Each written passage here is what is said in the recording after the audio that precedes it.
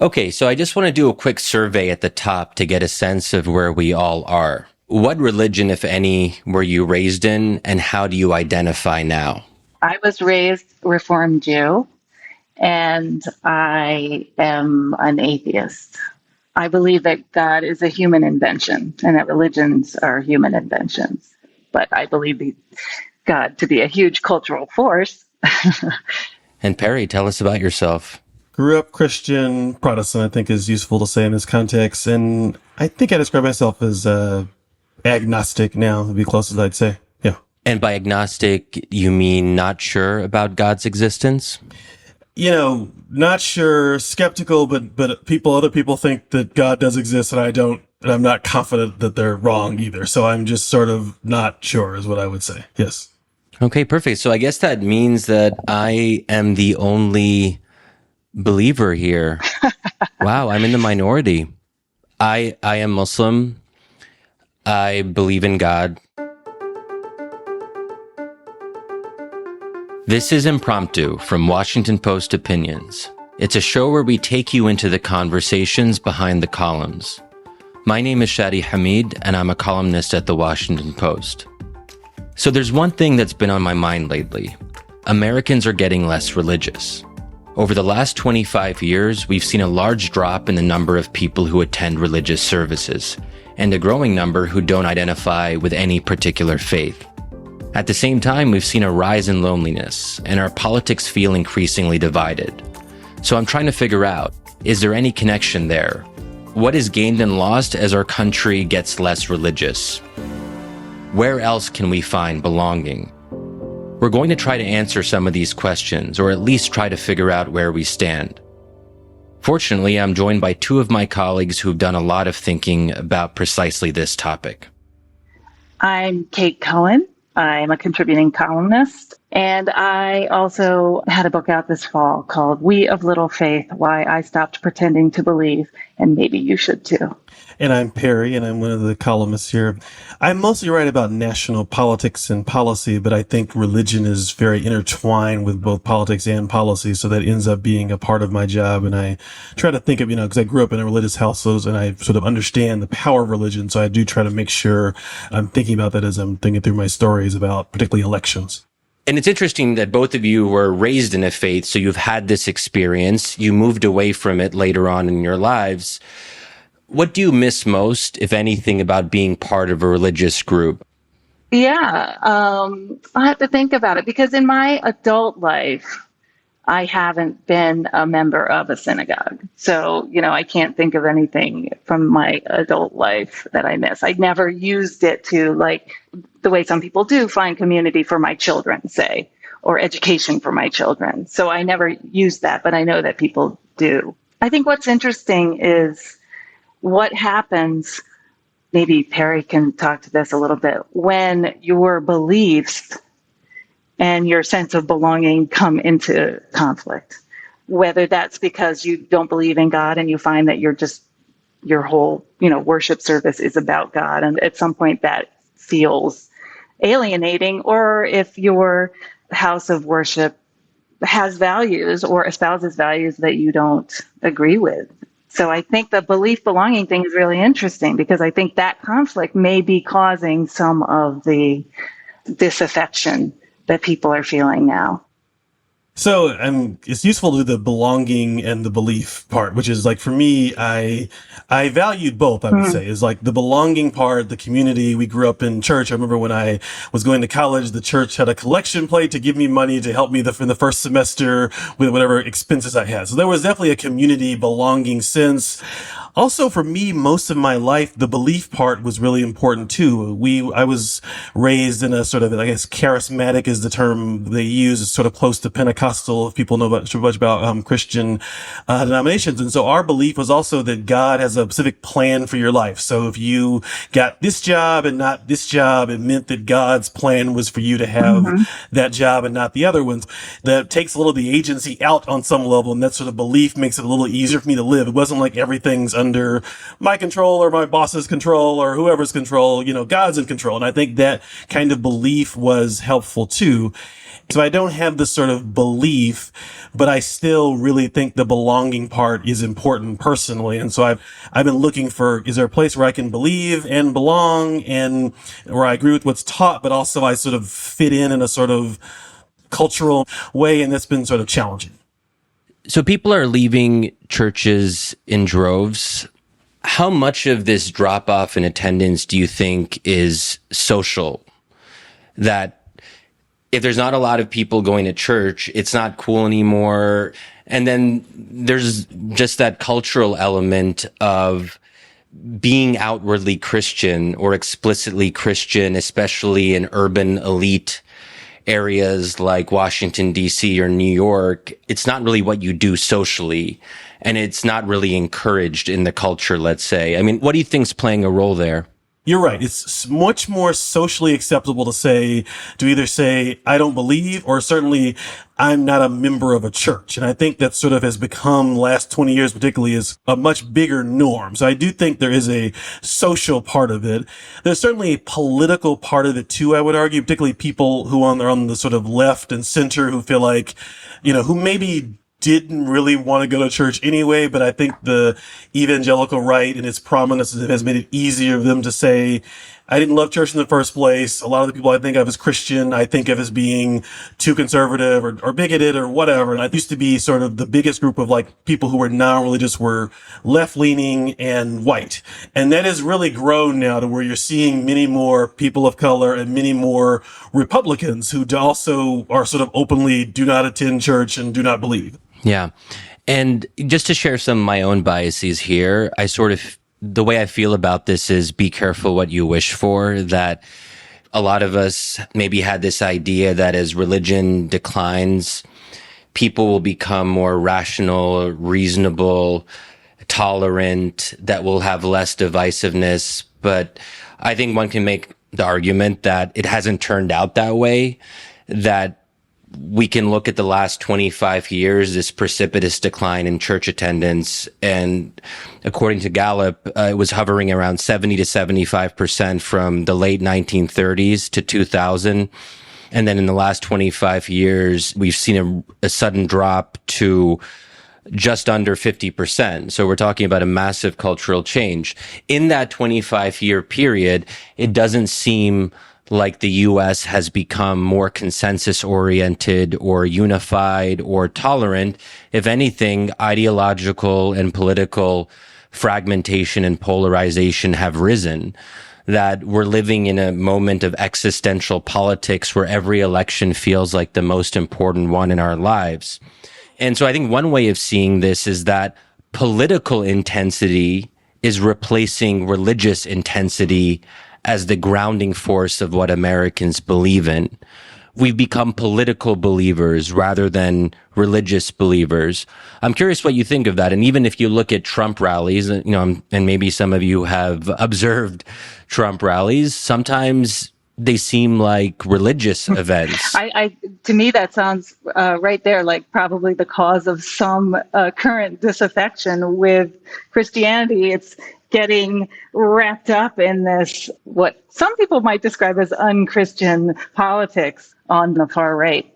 But I think you're also using the word religious just to mean fervent in some way. I mean, people have always had strong feelings. I mean, I'm not sure where you're coming up with the idea that becoming less religious would make us more consensus oriented. No, I think the argument of a lot of secular or non-religious people is that religion is divisive, it's inherently polarizing, and the less we have of it in public life, the more secularized we become, the more we can move our politics to the realm of fact and objective analysis, and we no longer have the sort of the same kinds of religious passions polluting things. I think that is a widespread perception. Obviously not many Americans don't agree with that, but I think that there was this sense of a kind of secular promised land where we have a different kind of more rational politics, but we don't have that. Mm-hmm. So to sort of agree with what Shadi said, I guess what I would say is I do worry that other forms of community and identity, whether that's you're in a bowling league, a church, something else, are declining, while your D and R affiliation, Democrat or Republican, is one of the only identities people have in a lot of ways. My worry is tied to this is that we want to have more forms of community and identity that are not on ideological grounds. And I think churches are one way to have that. And I think the good version of church is a community of people who have some shared values but also are that are inclusive values and surely can include people with different views on tax cuts, maybe not on some other issues. But I think the decline of communities and places where you can come together is a big problem and is, I think, exasperating our ideological polarization. It's interesting. I was just thinking back about what you said about, a sort of a fact-based, rational political discourse.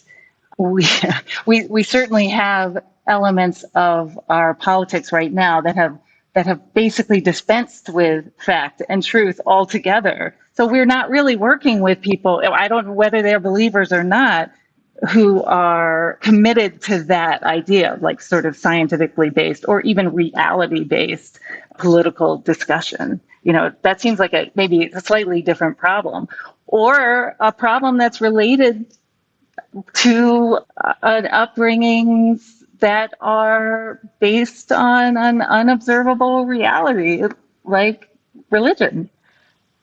But I agree with Perry, and I think also you all have written about having those communities and those spaces outside your home and those spaces outside work. And I wrote a piece, I think last summer, about the problem of people, especially after COVID, not coming back into their spaces, into their churches, and also into their local theaters, any kind of space where they make meaning with other people. I think those things are hugely important. And I do think it's difficult to find and maintain spaces like that, without that kind of tradition and money, that religion has, or that long established houses of worship have. It's tough. Organizing those kinds of spaces is hard.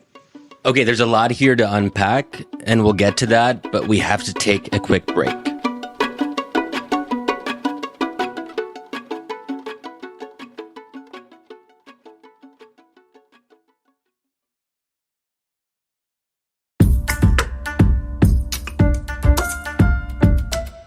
Welcome back. I'm Shadi Hamid, and this is Impromptu. Perry, you wondered about, starting up a church of the nuns or some kind of, more universalist approach with maybe some of your friends locally. But I think part of the problem there is if the church or synagogue or mosque isn't asking you to give something up, it isn't asking you to submit. And, being Muslim and, one of the meanings of the word Islam is submission. And I think about this too in terms of I'm trying to get more religious. So, I've had, issues with level of practice, and I'm trying to get, a bit more on the straight path, so to speak. And I do think that something compelling about going to a mosque or listening to an imam on a regular basis is that he's pushing you to do something that you might not otherwise want to do, that you are submitting yourself to something beyond yourself, that you're allowing your own moral assumptions to be challenged. So we don't necessarily want to go into a mosque and a church and immediately say, well, I'm completely aligned with the pastor or with everyone else, because then you're not really being challenged. You're not being pushed to change and evolve. And I think another part of it too is structure and constraint. Part of what makes religion compelling, I think, is that it gives us constraints that we don't otherwise have in the secular world. We've talked about bowling leagues and other kinds of voluntary groups and organizations. Mm-hmm. They're not particularly strict. They don't have structures that sort of constrain you. And I think one thing that we see is that a lot of Americans are yearning for some kind of structure because otherwise things can seem overwhelming. We have a paradox of choice. We have all of these options and we then don't know how to live well. I'm curious how either of you would respond to that. I do see that it's hard to find a place that aligns completely ideologically with everything you believe. I think you wrote about this some, Perry, that, to find an exact match. And I think your point is good, Shadi. An exact match of where you are now doesn't make you go anywhere different from where you are now. That is the problem. However, I guess I would just ask you, how do you think that people should continue to be a part of religious groups where they fundamentally have very little alignment or don't believe in the supernatural authority that animates the entire concept? Do you think they should stay regardless? Yeah, it's a great question. It's probably hard to be a Christian if you don't believe in Christ. That's going to make it a little bit more challenging. And maybe as we begin to close up here, Perry, I turn to you because I think you've talked about how even when you were a practicing Christian, you weren't totally sure about the resurrection of Christ.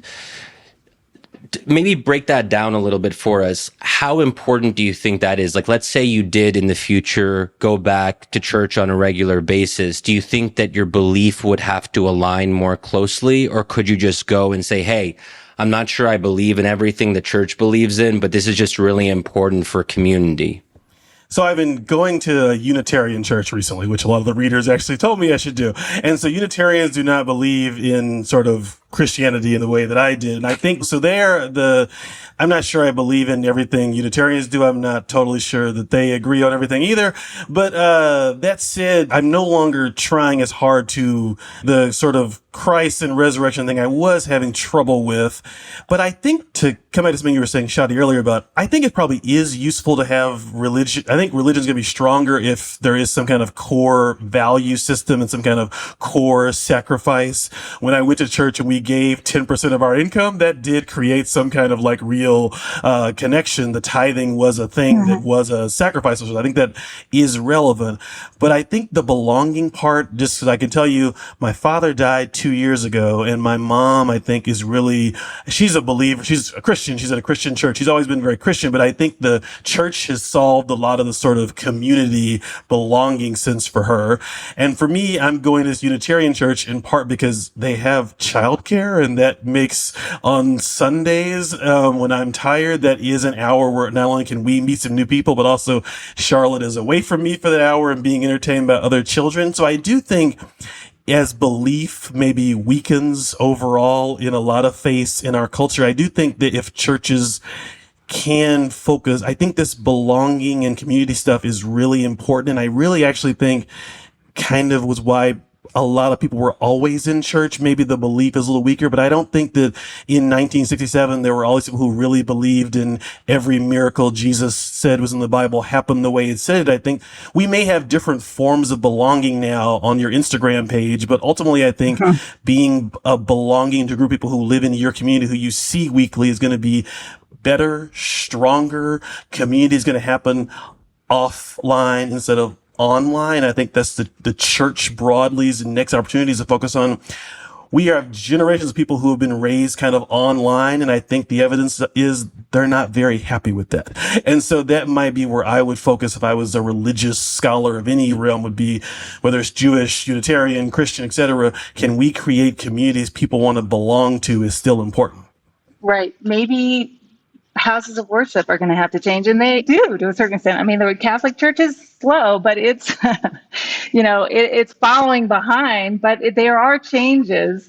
Maybe there's going to have to be not just ideological change sort of politically, but also, accepting more LGBTQ members or understanding more what people are, how people are living their lives now, but also maybe a tolerance for the idea that you can belong and think of the resurrection as a story or something, or think of these things in a more metaphorical sense and take guidance from it as a story, and not be sort of required to believe in it as truth. I know at the end here, but do you mind if I ask, Shadi, is there a version of Islam that is sort of more community and less belief? Like, I don't know much about Islam, so this is probably the question is like, if you did not believe in some of the teachings but wanted to be the community, would that still work? Yeah, honestly, we don't have that as much. Islam is quite belief-centered. I mean, the profession of faith that you believe in one God and Prophet Muhammad is the final messenger. And then, of course, the divinity of the Quran is God's actual speech. If you don't believe in those things, the kind of structure of Islam kind of falls apart. Like, why would you really pray 5 times a day or do the very difficult fast of Ramadan if you don't believe in Islam? Because Islam is challenging in some of those ritual aspects. That said, I think in the US, we are seeing some signs of what might be called cultural Muslims, and even occasionally, although this is quite rare, like Muslim atheists or atheist Muslims. That's a controversial thing. Of course, the great thing, or some people might say the not so great thing about America is that it creates new fusions of identity that weren't possible, let's say back where my parents came from in the Middle East. And there is a kind of idea of a distinctly American form of Islam that is building, that is coming forth, that is maybe less rigid on certain things and more reform or progressive oriented, if I can use those terms. So we'll have to wait and see. What all of this suggests to me is that the question of belonging and community is absolutely essential here. There is a crisis in the broader American culture, epidemic of loneliness, young people on their screens, all the things we hear, and all the alarmism about Americans not feeling part of something bigger than themselves. So this question of how to build community is going to be front and center in the years and decades to come. Even if we're not religious, there's no way to avoid that religion or the religious impulse is going to play some kind of role, and probably in ways we don't fully anticipate yet. That's fair. So with that, I'll thank both Kate and Perry for joining me for another episode of Impromptu. Thank you. Thanks for having me. I gotta run, guys. Let's do it again. Yes. We See you totally later, have to do it again. Thank you. Okay.